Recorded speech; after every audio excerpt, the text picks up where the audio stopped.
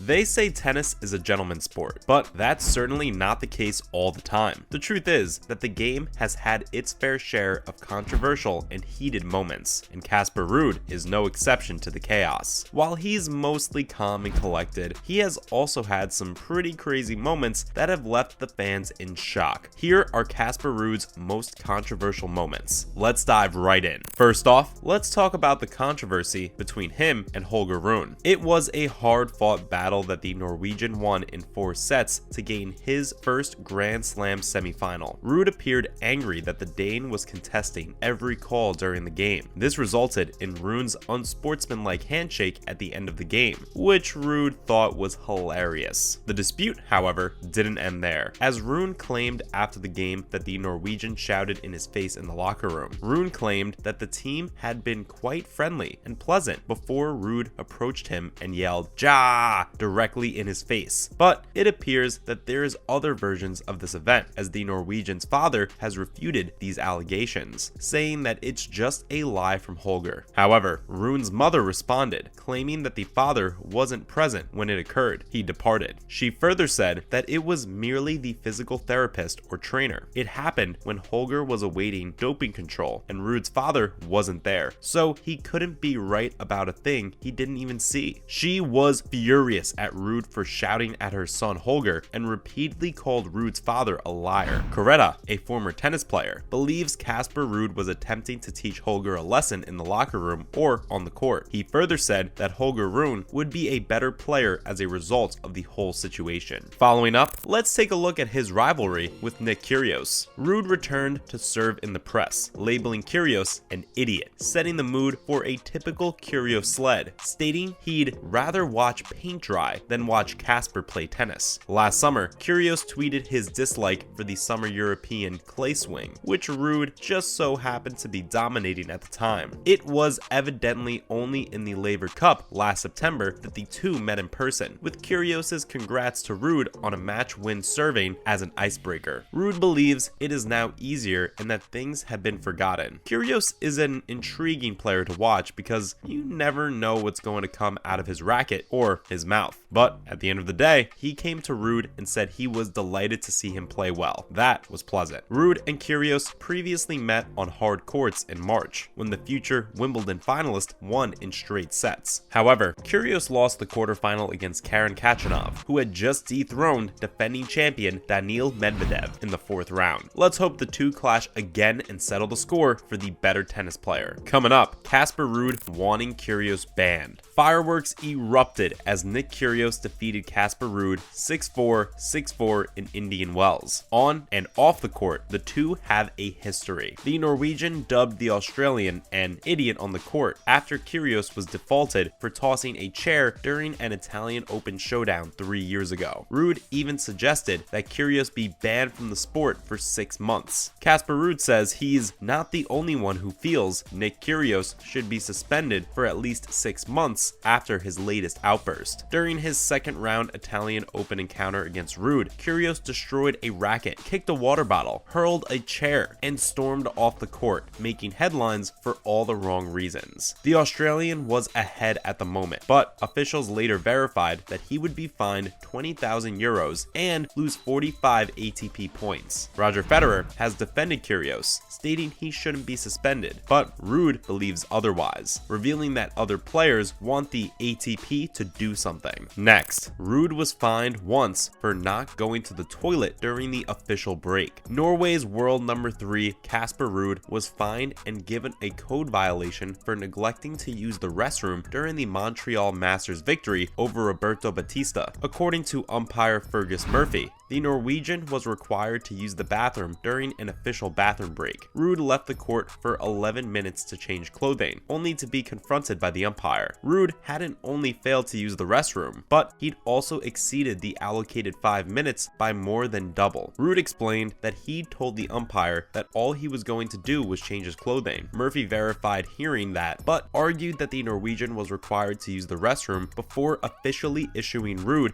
an unsportsmanlike conduct warning. Unsportsmanlike behavior warnings are automatically accompanied by a fine. By the amount, which can't exceed $20,000, is assessed on a case-by-case basis. Ruud inquired of the umpire as to how much he would be penalized. So it's like a $3,000 fine or something? The umpire responded, "I'm not sure about it." Ruud's incident isn't the first time that bathroom antics have caused controversy in tennis in recent years. It's long been regarded as a strategy players use to disrupt their opponent's momentum, but tennis authorities have strictly enforced it. What's more, fans weren't happy with the poster for matches between Ruud and Nadal. Nadal, a 22-time Grand Slam champion, announced last week that his season-ending tour will include at least 5 matches in South America and Mexico in late November and early December. He ended the statement by stating that Ruud, the man he defeated in this year's French Open final, would join him on tour, with the first match taking place on November 21st in Buenos Aires, followed by matches in Colombia, Ecuador, Brazil, and Mexico. A few days after the announcement, organizers confirmed the ticket details for the December 1st encounter in Mexico City, which was accompanied by a poster of Nadal and Ruud. To the chagrin of tennis fans, the image utilized shows Nadal holding the racket with his right hand. They created Nadal as a right-hander. What's the next step? Can you do it with hair? Someone tweeted. The whole thing about this game is going to be Rafa playing with his right hand and Casper with his left, right? Said another. Tennis icon Nadal was certainly unlikely to play with his right hand when he faced Ruud in Latin America, but the poster was pretty far-fetched given that the Spaniard is right-handed. As Michael Graham previously pointed out, he's ambidextrous and can catch a ball, right, and wash his teeth with his right hand. He only begun playing with his left hand when his uncle Tony pushed him to do so when he was young. Not to mention, Ruud was once accused of foul play. Rafael Nadal, the 22-time Grand Slam champion, won his final group stage match at the ATP Finals against Casper Ruud. Nadal won in straight sets, 7-5 and 7-5, to conclude the group with 1 win and 2 defeats. He'd previously lost to Taylor Fritz and Felix Auger-Aliassime, knocking him out of contention for the knockouts. Nadal appeared to be a far better player than in his previous 2 matches. He began to strike the ball early from the baseline and grabbed command of the rallies. In contrast to the first 2 matches, he played offensively and went for his shots. He was cautious with his backhand but still hit winners. Ruud had advanced to the semifinals, where he faced Andrei Rublev,